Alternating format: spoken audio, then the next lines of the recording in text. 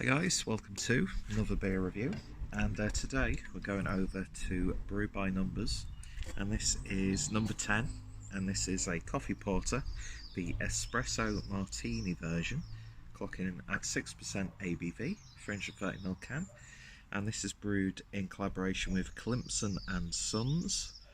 So, a collaboration brewed with friends with a shared love of coffee and espresso martinis. This decadent porter is our interpretation of the popular cocktail, stacked with fresh Fazenda Santissimo coffee beans on both the hot and cold sides of maximum flavour. As a nod to the Climpson and Sons version, we've also cold infused vanilla beans with rum-soaked cacao nibs and husks.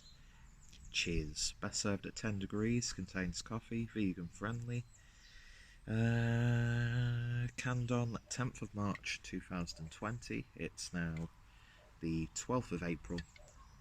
And yeah, I thought I'd sit in the garden. And mind you, it's approaching midday, so it's having a late morning coffee and appropriate glassware. So let's see what we get with this. That's pouring nicely. Coffee porters and coffee stouts, just coffee and beer, coffee. Just one of my favourite things ever. So there we go. And yeah, bubbles sticking to the sides. But yeah, looks like a cup of coffee for the uninitiated. So I can get away with drinking it. But yeah, beer in the glass then, and loads of little chunks in there. Don't know how well you can see that, but yeah, it looks like a black coffee. Is it jet black though? I'd say it's a really dark brown, but it probably is black. I can't really tell because the light's right in my face. Even the natural light, I can't function properly. But yeah, no head whatsoever. It's probably down to the shape of the cup more than anything else. But it's certainly looking the part. So let's see what we get on the nose without spilling it all over the floor.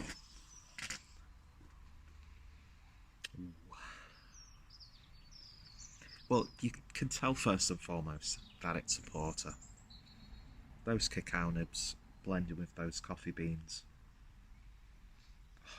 So nice. It's rich, it's roasty. In fact, those coffee beans are really damn good. Fazenda Santissimo. Probably said that incorrectly with the incorrect accent, but it smells really, really nice. You almost get like that slight blue riband character. Anyway, let's give it a taste. It smells good.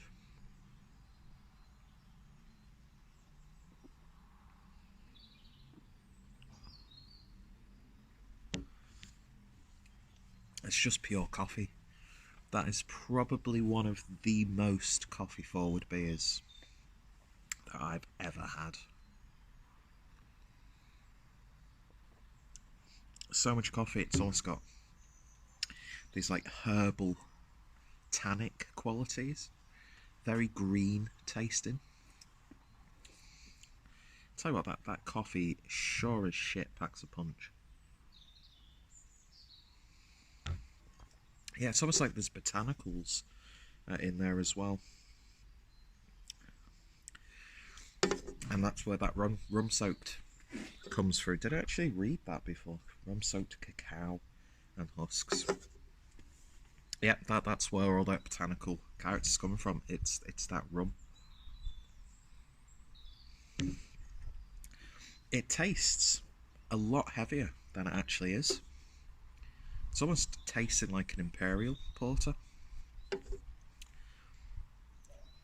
But it's just the combination of all of those things just works in a beautiful, beautiful beer.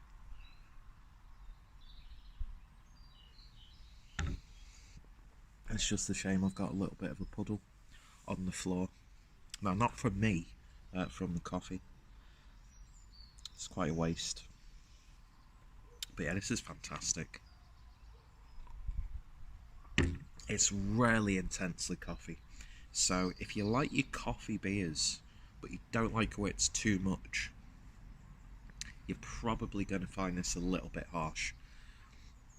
It's got a slight woody smokiness to it. It's probably the most complex coffee porter that I've had, without any doubt. And it just does taste like you've got coffee and rum, almost. Because at first I was getting all those like nice, dense, chocolatey malts. But that coffee, it's just developing and developing. The vanilla, you're kind of getting it. It's not as sweet as you would expect, but at the same time, it could get a bit too much if there was too much vanilla. So it's that balance again. Although some would argue that this is way too coffee forward, which it's a coffee porter. It's going to be coffee forward. It's supposed to be harsh and intense. And it's probably some of the best coffee in a beer that I've had, to be honest. Do you know what? I've never actually had an espresso martini. I'd like to give that a try sometime. I want to get like a coffee liqueur. Is it avocado or something like that? I can't remember what it's called. But yeah, this is... It's got like savoury elements. There's like a bit of licorice coming through now. It's just what I want with a coffee porter.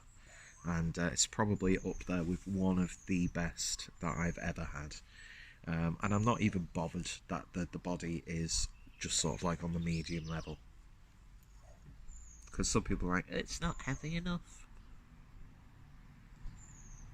But to me, that's just perfect. I've never had an espresso martini before. But in terms of a coffee porter, this is just one that I will happily buy time and time again. Beautiful beer. Absolutely gorgeous. There's nothing I would change about that. And bias is coming into play, just like my Blood Orange IPA that I reviewed from Brew by Numbers. Because again, one of my favourite styles, if not my, it's like top 5 favourite sub-styles. So yeah, to me it's a number 10 out of 10. Brew by Numbers, they're a brewery that I don't get to try often enough. And when you do see them, it's just like sort of like a hazy IPA, which is, it's fine. But, you can get hazy IPAs anywhere. So, yeah, pick this up. Absolute bargain of a box directly from the brewery, where you get 6 of the sort of get to know the brewery type boxes.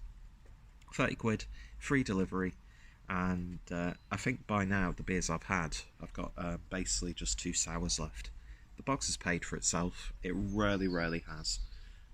Considering how hard it is to get hold of Brew by Numbers on a regular basis. And yeah, this and the Blood Orange IPA, which I'm going to do, like, upload them in a week. Just like do a week of Brew by Numbers reviews. Fantastic stuff. Absolutely fantastic. I've nearly finished it all. It's just ridiculous. Getting like tobacco in there as well.